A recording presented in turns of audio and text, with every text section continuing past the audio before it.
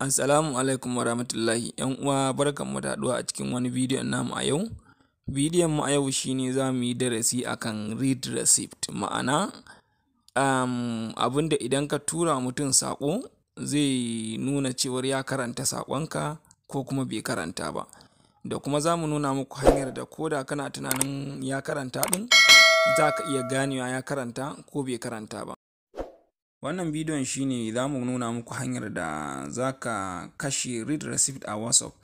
Ma'ana idan an turo maka da saƙo ko da ka karanta, wanda ya tura maka da saƙon ba zai gane cewar ka karanta saƙon shi ba. Da farko in kana amfani da normal WhatsApp ne, saboda duk yawancin mutane sun fi amfani da normal WhatsApp. To amma mu muna amfani da GB WhatsApp ne, amma kusan settings ɗin ɗaya ne. Yanzu daga zarar ka shiga WhatsApp ɗinka, idan ya buɗe, mu yanzu muna amfani da GB WhatsApp ne, amma idan ka zo nan gurin ɗigo-ɗigon nan guda uku, wannan shine setting na GB WhatsApp, wannan kuma ƙasa shine na normal WhatsApp. To daga zarar ka danna nan, to in kana da normal WhatsApp abin da zai nuna maka kenan. To da farko za ka zo ka shiga gurin account. Idan ka shiga gurin account, sai ka shiga gurin privacy. Idan ka shiga gurin privacy, gashi nan guri da aka rubuta read receipt.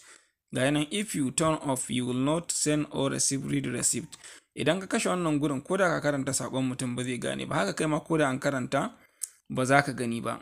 To shine nan gurin gashi nan nawa yana kunne. To idan ka kashe shi, ko da an turo maka saƙo ka karanta, to wancan ba zai gane cewar ka karanta saƙon shi ba. To ta yaya kai kuma za ka gane cewar wani ya karanta saƙonka?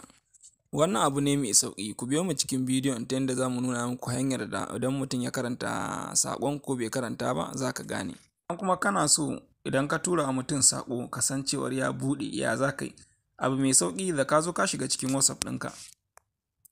Yawa daga zarar WhatsApp ɗinka ya buɗe, sai ka zo daidai kan lambar wanda kake so ka tura a saƙon. Misali, yanzu kun ga wannan ya turo min saƙon voice, ga yana mun yi voice da shi.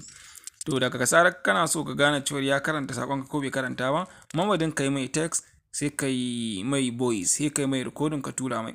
To daga zarar ya buɗe shi recording baya canjawa, dole sai ka gane cewar ya karanta. To kaga za ka gane cewar ya karanta waɗancan message ɗin dama da ka tura mai daga baya kenan.